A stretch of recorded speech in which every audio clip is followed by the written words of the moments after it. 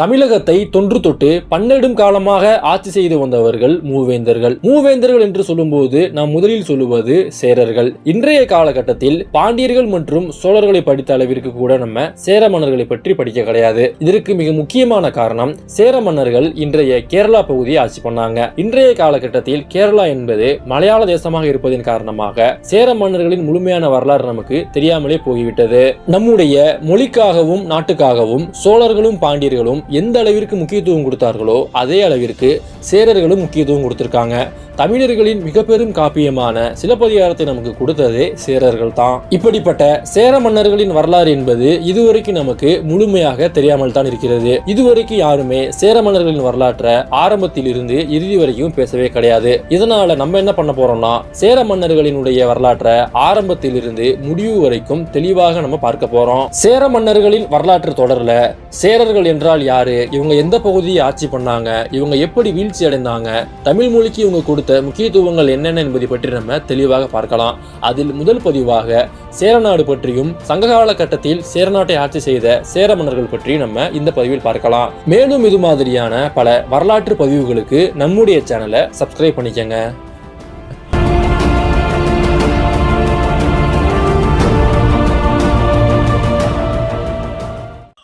வடவேங்கடம் தென்குமரி ஆயிடை தமிழ் கூறும் நல்லுலகம் என்ற தொல்காப்பியரினுடைய வரிகள் நம்முடைய தமிழர்களின் எல்லைகளை நமக்கு எடுத்து கூறுகின்றது. இந்த எல்லைக்குள்ளாக மொத்தமாக 3 பிரிவுகள் என்பது இருந்தது. அது என்னவென்றால் குடபுலம், குணபுலம், தென்புலம். இதில் குடபுலத்தை சேர மன்னர்களும், குணபுலத்தை சோழ மன்னர்களும், தென்புலத்தை பாண்டிய மன்னர்களும் ஆட்சி செய்து வந்தாங்க. இதில் குடபுலத்தின் எல்லைகளாக, அதாவது சேரநாட்டின் எல்லைகளாக இலக்கியங்கள்ல எப்படி பதிவு பண்ணியிருக்காங்க அப்படின்னா, வடக்கு திசை பழனி, வான் கீழ் தென்காசி, குடக்கு திசை கோழிக்கோடாம், கடற்கரையின் ஓரமோ தெற்காகும், உள்ளன் பதின்காதம் சேரநாட்டு எல்லை என செப்பு. அதாவது வடக்கில் பழனி, மேற்கில் கோழிக்கோடு, கிழக்கில் தென்காசி, தெற்கில் பெருங்கடல் என சேரநாட்டின் எல்லைகளை பற்றி இலக்கியங்கள்ல வரையறுத்திருக்காங்க. இப்படி ஒரு பரந்த நிலப்பரப்பை ஆட்சி பண்ணவர்கள் தான் சேர மன்னர்கள். அடுத்ததாக சேர நாட்டிற்குள் 6 மிக பெரும் நாடுகள் என்பதும் இருந்தன. அது என்னவென்றால் குடநாடு, குட்டநாடு, கற்காநாடு, வேநாடு, பூலிநாடு, பன்றிநாடு. இந்த 6 நாடுகளும் உள்ளடங்கிய ஒரு பகுதி தான் சேரநாடு. இதில் குடநாடு என்பது இன்றைய மலபார் பகுதியும் கர்நாடக மாநிலத்தில் உள்ள தெற்கு பகுதியும் அடங்கியிருந்தது. குட்டநாடு என்பது மத்திய கேரளம், கற்காநாடு என்பது இன்றைய கொங்கு நாடு, வேநாடு என்பது இன்றைய கன்னியாகுமரி அதாவது கேரளாவினுடைய தென்பகுதிகள், பூலிநாடு என்பது கோழிக்கோட்டையும் அதனை சுற்றியுள்ள பகுதிகளும், பன்றிநாடு என்பது இன்றைய பழனியை குறிக்கும். இந்த 6 நாடுகளையும் ஒன்றிணைத்து சேர மன்னர்கள் வஞ்சி மாநகரை தலைநகராக கொண்டு சேர நாட்டை ஆட்சி பண்ணாங்க. இந்த வஞ்சி நகரம் என்று சொல்லும் பொழுது அது இன்றைய காலகட்டத்தில் தமிழ்நாட்டில் உள்ள கரூர் ஆகும். சில அறிஞர்கள் கேரளாவில் உள்ள கொடுங்கலூர் என்று சொல்லுவாங்க. ஆனால் வஞ்சி என்பது இன்றைய கரூர் தான் என்பதற்கும் பல இலக்கிய ஆதாரங்கள் நம்மிடத்தில் இருக்கின்றன. சேர மன்னர்களை புகழ்ந்து பாடும்போது கொங்கன் சேரன் என்று புகழ்ந்து பாடுவாங்க. இதுல கொங்கு நாடு என்பது இன்றைய கரூர் மற்றும் அதனை சுற்றியுள்ள பகுதிகள். இதனால கரூர் தான் வஞ்சியாக இருக்கும் என்று சொல்லுவாங்க. சேரர்கள் சங்ககால கட்டம் வரைக்குமே கரூரை தலைநகராக கொண்டுதான் ஆட்சி பண்ணி வந்தாங்க. பிறகு களப்பிரர் வருகையின் காரணமாகத்தான் அவங்க கேரளா பகுதிக்குள் நுழைந்து தங்களுடைய தலைநகரை வேறு ஒரு பகுதிக்கு மாற்றிக்கொண்டாங்க. மேலும் வஞ்சிபுர மதுளையங்கு என்கின்ற ஒரு புறநானூறு பாடல் மூலமாக வஞ்சி என்பது பொருணை கரையில் இருந்த ஒரு நகரம் என்று நம்ம சொல்லலாம். இது மட்டும் இல்லாம தலாமி அவருடைய குறிப்புகள்ல சேரநாட்டின் தலைநகரமாக கரூரா இருந்தது என்று குறிப்பிடுகின்றார். அதாவது கரூரை தான் அவருடைய குறிப்புகள்ல கரூரா என்றுமே பதிவு செய்தும் உள்ளார். பொதுவாக சோழர்களும் பாண்டியர்களும் ஒரே மாதிரி ஆட்சி பண்ணி வருவாங்க. வாழையடி வாழையாக ஒரே குடும்பத்தை சார்ந்தவர்கள் தான் அடுத்தடுத்து மன்னர்களாக பதவியேற்றுக் கொள்ளுவாங்க. ஆனால் சேரர்களின் ஆட்சி முறை என்பது சற்று வித்தியாசமாக இருக்கும். சேரர்களில் பல பிரிவுகளுமே இருந்தாங்க. உதாரணமாக உதியன் குடும்பம், பொறையன் குடும்பம் எனும் 2 மிக பெரும் பிரிவுகள் இருந்தன. அடுத்ததாக சேரநாட்டினை பொறுத்தவரை அந்த மன்னர் குடும்பத்தில் யாரெல்லாம் பிறக்கிறாங்களோ அவங்க அனைவருக்குமே மன்னர் பட்டம் சூட்டுவாங்க. மன்னர் பட்டம் சூட்டிய உடனே அவர்கள் நாட்டுக்குள் இருக்கக்கூடிய பல பிரிவுகளில் ஒரு நாட்டுக்கு அவரை மன்னராக நியமிச்சிருவாங்க. இதுல ஒட்டுமொத்த சேரநாட்டிற்கு மன்னராக இருப்பவர் வஞ்சி மாநகரில் இருந்து சேரநாட்டை நிர்வாகம் பண்ணி வருவார். அவருடைய சகோதரர்கள் சேரநாட்டின் பிரிவுகளான குட்டநாடு, குடநாடு, வேநாடு, பூலிநாடு போன்ற பகுதியில் இருந்து ஒரு நாட்டையுமே ஆட்சி பண்ணி வருவாங்க. சோழர்கள் எப்படி சங்ககால சோழர்கள், இடைக்கால சோழர்கள், பிற்கால சோழர்கள் என பல பிரிவுகள் இருக்காங்களோ அதே மாதிரி தான் சேர மன்னர்களையுமே சங்ககால சேரர்கள், இடைக்கால சேரர்கள், பிற்கால சேரர்கள் என பிரிவுகளுமே இருக்காங்க. இதுல இப்போ சங்ககால சேர மன்னர்களை பற்றி நம்ம பார்க்கலாம். சங்ககால சேர மன்னர்கள்லேயே உதியன்வழி, பொறையன்வழி என 2 பிரிவுகள் இருந்தன. அதுல இப்போ உதியன்வழியை பற்றி பார்க்கலாம். உதியன்வழி சேர மரபில் 7 சேர மன்னர்கள் சங்ககால கட்டத்தில் சேர நாட்டை ஆட்சி பண்ணாங்க. இந்த சேர மன்னர்களை பற்றி பார்ப்பதற்கு முன்னாடி இவங்க எப்படி அரசராக பொறுப்பேற்றுக் கொள்வாங்க என்பதை பற்றி பார்க்கலாம். சங்ககால கட்டத்தில் சேர நாட்டிற்குள் மொத்தமாக 8 நாடுகள் என்பது இருந்தன. இந்த 8 நாடுகளையும் ஒரு அரசர்கள் ஆட்சி பண்ணுவாங்க. இந்த 8 நாட்டு அரசர்களும் ஒன்றாக சேர்ந்து அவங்களுக்கான பொதுவான ஒரு அரசரை தேர்ந்தெடுப்பாங்க. இந்த 8 நாட்டுல எந்த நாட்டை சார்ந்தவர் அரசராக முடிசூட்டிக் கொள்றாரோ அவர் முடிசூட்டிக் கொள்ளும் பொழுது மற்ற 7 மன்னர்களின் மணிமுடியில் உள்ள பொன்னால் செய்யப்பட்ட ஆரம் ஒன்று அவருக்கு கொடுப்பாங்க. சங்ககால கட்ட போர் மரபின்படி ஒரு அரசன் எதிரி நாட்டின் மீது படையெடுத்து சென்று அந்த மன்னனை போர்க்களத்தில் வென்றுவிட்டால் அந்த மன்னனின் மணிமுடியில் உள்ள ஆரத்தை எடுத்து அதை கடலாக மாற்றி காலில் மாட்டிக்கொள்ளுவாங்க. இதே மாதிரி தான் இந்த சேர நாட்டில் இருந்த 7 மன்னர்களுமே தங்களுடைய மணிமுடியில் உள்ள ஆரத்தை எடுத்து அந்த சேர நாட்டிற்கே அரசராக இருக்கக்கூடிய மன்னருக்கு கொடுப்பாங்க. இதன் பொருள் என்ன அப்படின்னா, நாங்கள் 7 பேருமே உங்களுக்கு கட்டுப்பட்டு நடப்போம் என்பது இதனுடைய பொருள். நாட்டினுடைய முக்கியமான நிர்வாக பொறுப்புகள், முக்கியமான முடிவுகள் அனைத்துமே இந்த 8 பேர் கொண்ட அரசவையினால முடிவெடுக்கப்படும். இந்த அரசவையில 8 மன்னர்கள் இருந்த காரணத்தினால இந்த குழுவிற்கு என் பேராயம் எனப்படும் ஒரு பெயருமே இருந்தது. இன்றைய காலகட்டத்தில் ஒரு ஃபெடரல் சிஸ்டம் எப்படி ஒர்க் ஆகுதோ இதே மாதிரியான ஒரு முறையை 2000 ஆண்டுகளுக்கு முன்னாடியே நம்முடைய சேர மன்னர்கள் பண்ணியிருக்காங்க.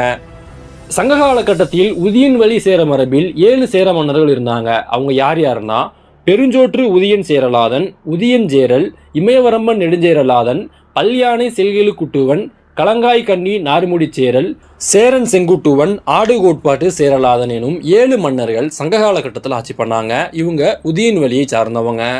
நமக்கு கிடைத்த சான்றுகளின்படி சேர மன்னர்கள்லேயே முதலாவது மன்னர் என்றால் அது பெருஞ்சோற்று உதியன் சேரலாதன். எதற்காக இவருக்கு பெருஞ்சோற்று உதியன் சேரலாதன் எனும் பெயர் வந்ததுன்னா, மகாபாரத போர் நடந்த சமயத்தில் பாண்டவர்கள் கௌரவர்கள் என வேறுபாடு பார்க்காம 2 பேருக்குமே உணவு கொடுத்ததால புலவர்கள் இவரை பெருஞ்சோற்று உதியன் என்றுமே அழைச்சி இலக்கியங்கள்லையுமே புகழ்ந்து பாடியிருக்காங்க. இதனால தான் இந்த மன்னருக்கு பெருஞ்சோற்று உதியன் சேரலாதன் எனப்படும் பெயருமே வந்தது.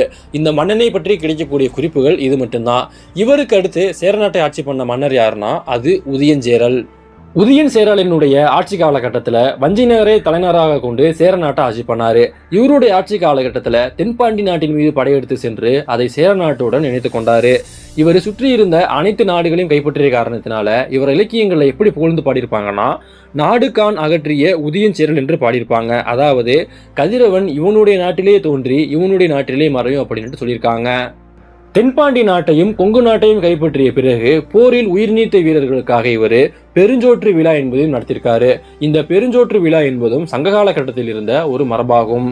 இந்த உதியன் சேரல் வேணாட்டின் தலைவனாக இருந்த வெளியன் என்பவரினுடைய மகளான வேண்மாள் நல்லினி என்பவரை திருமணம் செய்து கொள்கின்றார். இவருக்கு பிறந்தவங்க தான் இமயவரம்பன் நெடுஞ்சேரலாதன் மற்றும் பல்யானை செல்கெழு குட்டுவன். இந்த உதியன் சேரலுக்கு பிறகு சேர நாட்டின் அரசனாக பதவியேற்றுக் கொண்டவர் நெடுஞ்சேரலாதன், அதாவது இமயவரம்பன் நெடுஞ்சேரலாதன். இந்த சேர மன்னர் பதவியேற்றுக் கொள்ளும் போதுதான் 8 சேர மன்னர்கள் ஒன்றாக சேர்ந்து இவரை தேர்ந்தெடுத்தாங்க. அதை பற்றின குறிப்புகள் நமக்கு இலக்கியங்களில் கிடைக்கிறது. இந்த நெடுஞ்சேரலாதனுக்கு எதற்காக இமயவரம்பன் நெடுஞ்சேரலாதன் என்னும் பெயர் வந்ததுன்னா, இவருடைய ஆட்சி காலகட்டத்தில் இவர் இமயம் வரை படையெடுத்துட்டு போயிருக்காரு. இமயத்தை வென்ற பிறகு தங்களுடைய சின்னமான வில் சின்னத்தை இவர் இமயமலையில் பொறித்தார். அதன் பிறகு மிக பெரும் செல்வங்களுடன் இவர் நாடு திரும்பினார் என்று இலக்கியங்கள் பாடுது. இப்படி இமயம் வரை வெற்றிகரமாக படையெடுத்து போன காரணத்தினாலதான் இந்த மன்னருக்கு இமயவரம்பன் எனப்படும் பட்டப்பெயரை கொடுத்து இமயவரம்பன் நெடுஞ்சேரலாதன் என அழைச்சாங்க. இவருடைய ஆட்சி காலகட்டத்தில் சேர நாட்டுக்கு வந்த வணிகர்களுக்கு மிக பெரும் பிரச்சனையை கொடுத்து கொண்டிருந்தவர்கள் கடம்பர்கள். கடம்பர்களும் யவனர்களும் ஒன்றாக சேர்ந்து இடையில் வரக்கூடிய வணிகர்களை வழிமறித்து அந்த பொருட்களை கொள்ளையடிச்சு கொண்டிருந்தாங்க. இந்த செய்தி இவருக்கு தெரிய வந்த பிறகு இவர் கடம்பத்தீவின் மீது படையெடுத்து சென்று கடம்பர்களையும் யவனர்களையும் போரில் வீழ்த்தி அவங்கள சேர நாட்டிற்கு கைதிகளாக கூட்டிட்டு வந்தாரு.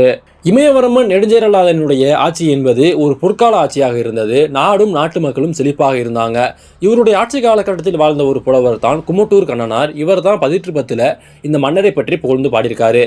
இந்த மன்னர் தவறு செய்யும் பொழுது அவருக்கு அறிவுரை கூறி அவரை நல்வழியும் படுத்தியிருக்காரு. குமட்டூர் கண்ணனார் இமயவரம்பன் நெடுஞ்சேரலாதனை நல்வழிப்படுத்தி அவரை அறநெறியில் ஆட்சி செய்ய வச்ச காரணத்தினால இமயவரம்பன் நெடுஞ்சேரலாதன் குமட்டூர் கண்ணனாருக்கு 5 ஊர்களை பிரம்மதேயமா அன்றைய காலகட்டத்திலேயே கொடுத்தாரு.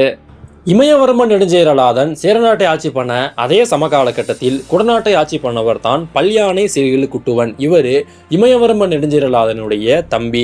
இவருக்கு எதற்கு பல்யானை செல்கிழு குட்டுவன் என்று பெயர் வந்ததுன்னா, இவர் யானைகளை வைத்து போரிடுவதில் மிகவும் சிறந்த வீரன். இதன் காரணமாகத்தான் இவருக்கு பல்யானை செல்கிழு குட்டுவன் எனப்படும் பெயருமே வந்தது.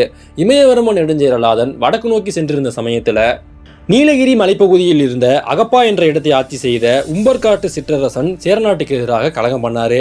இதனால பல்யானை செல்கிழு குட்டுவன் தன்னுடைய யானைப்படையின் மூலமாக அந்த கலகத்தை அடக்கி ஒடுக்கி சிற்றரசனை போர்ல வெல்றாரு.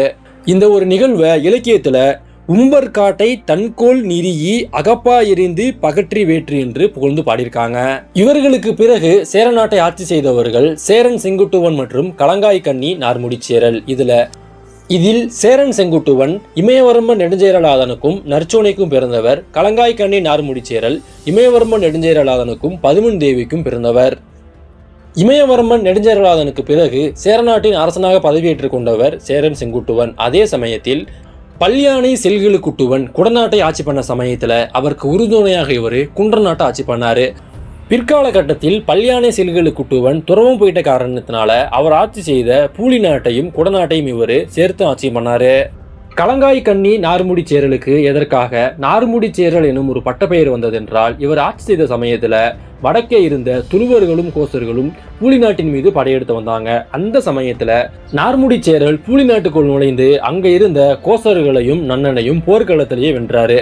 இப்படி போர்க்களத்துல அவங்களை வென்ற காரணத்தினால இவருக்கு பனை நாரால் செய்யப்பட்ட ஒரு முடியை சூட்டினாங்க. இதனால தான் இவருக்கு நார்முடிச்சேரல் எனப்படும் ஒரு பட்டப்பெயருமே வந்தது. இதே காலகட்டத்தில் ஒட்டுமொத்த சேரநாட்டை ஆட்சி பண்ண சேர மன்னர் யாருன்னா, அவர் சேரன் செங்குட்டுவன். தமிழக வரலாற்றில் மிக பெரும் மன்னர், இமயமலை படையெடுத்து சென்றவர், கண்ணகிக்கு கோவில் கட்டியவர் என பல சிறப்புகளுக்கு சொந்தக்காரர் தான் சேரன் செங்குட்டுவன். சேரன் செங்குட்டுவனுடைய ஆட்சி காலகட்டத்தில் தான் இவருடைய சகோதரரான இளங்கோவடிகளால் சிலப்பதிகாரம் எனப்படும் மிக பெரும் காவியம் எழுதப்பட்டது. இதன் பிறகு கண்ணகியின் கதையை தெரிந்து கொண்ட சேரன் செங்குட்டுவன் கண்ணகி தேவிக்கு ஒரு கோவில் கட்ட வேண்டும் என்பதற்காக இமயம் வரை படையெடுத்து போறாரு. அதற்கு இடையில் இருந்த பல மன்னர்களை இவர் போர்க்களத்திலே வென்றாரு. இமயமலை நோக்கி செல்லும் பொழுது அவரை இடையில் வழிமறித்த கனக விசய ஆரிய மன்னர்களை போரில் தோற்கடித்து இமயமலையில் இருந்து கல்லெடுத்து அதை கனக விஜய ஆரிய மன்னர்களாலே சுமக்க வைத்து அந்த கல்லை சேரநாட்டுக்கு கொண்டு வந்து சேரநாட்டுல கண்ணகி தேவிக்காக இவர் கோவில் கட்டினாரு. இவர்களுடைய ஆட்சி காலகட்டத்திலேயுமே கடம்பர்களும் யவனர்களும் ஒன்றாக சேர்ந்து வணிகர்களுக்கு மிக பெரும் தொல்லை கொடுத்து கொண்டிருந்தாங்க. இதனால சேரன் செங்குட்டுவனும் கடம்ப நாட்டின் மீது படையெடுத்து சென்று கடம்பர்களையும் யவனர்களையும் போர்க்களத்தில் வீழ்த்தி அவர்களுடைய புனித மரமான கடம்ப மரத்தை வெட்டி அதில் முரசு செய்து அதை கடம்பர்களாலே அடித்து வர சொல்லி அவர்கள் தலையில் நெய்யை ஊற்றி கொண்டு வந்து அவர்களை சிறைச்சாலையில் அடைச்சாரு சேரன் செங்குட்டுவன். சேரன் செங்குட்டுவனுக்கு பிறகு சேரநாட்டின் மன்னராக பதவியேற்றுக் கொண்டவர் ஆடுகோட்பாட்டு சேரலாதன். இவர் இமயவர்மன் நெடுஞ்செழியலாதனுக்கும் பதுமன் தேவிக்கும் பிறந்த இரண்டாவது மகன். இவருக்கு எதற்காக ஆடுகோட்பாட்டு சேரலாதன் எனப்படும் ஒரு பட்டப்பெயர் வந்தது என்றால், தண்டகாரியத்தை ஆட்சி செய்த அரசர்களுக்கும் இவருக்கும் இடையே பகைமை உண்டானது. இதன் காரணமாக இந்த சேர மன்னர் தண்டகாரண்யத்திற்கு சென்று அங்கிருந்த ஆணிரைகளை கவர்ந்து வந்துட்டாரு. இதன் காரணமாக தான் இவருக்கு ஆடுகோட்பாட்டு சேரலாதன் எனப்படும் ஒரு பெயருமே வந்தது. இவருடைய ஆட்சி காலகட்டத்தில் சாதவாகனர்களும் கொங்கண நாட்டின் அரசனாக இருந்த நன்னனும் ஒன்றாக சேர்ந்து சேர நாட்டின் வடக்கு பகுதியை கைப்பற்றி கொண்டாங்க. இதனால இந்த சேர மன்னர் தமிழ் மன்னர்களின் கூட்டணி படையோடு அங்கு சென்று சாதவாகனர்களையும் நன்னனையும் போர்க்களத்தில் வீழ்த்துறாரு. இவருடைய படைத்திறனை கண்ட நன்னன் இதன் பிறகு இவருடன் சமாதானமா போயிடுறாரு. இதன் பிறகு நன்னனும் சேரலாதனும் ஒன்றாக சேர்ந்து சாதவாகனர்களுக்கு எதிராக போர் செய்து வனவாசி எனப்படும் ஒரு ஊரை கைப்பற்றிடுறாங்க. இதன் காரணமாகத்தான் இவரை வானவரமன் என்று புகழ்ந்தும் பாடியிருக்காங்க. இந்த சேர மன்னரோட சங்க காலகட்டத்தில் உதியன் வழி என்பது முடிவடைகிறது. இதன் பிறகு சேரநாட்டை ஆட்சி பண்ணவங்க யாருன்னா, அவங்க பொறையர் வழி வந்தவங்க. இவங்களும் சேர மன்னர்கள்ல ஒரு பிரிவாக இருந்தவங்க. இந்த பொறையர் வழியில எத்தனை சேர மன்னர்கள் இருந்தாங்க, இவங்க எந்தெந்த பகுதியை ஆட்சி பண்ணாங்க, இதுல இருந்த முக்கியமான மன்னர்கள் யார் என்பதை பற்றி நம்ம அடுத்த பதிவுல பார்க்கலாம்.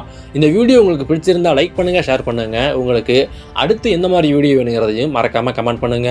மேலும் இது மாதிரியான வரலாறு சார்ந்த பல பதிவுகளுக்கு நம்முடைய சேனலை சப்ஸ்கிரைப் பண்ணிக்கங்க. நன்றி.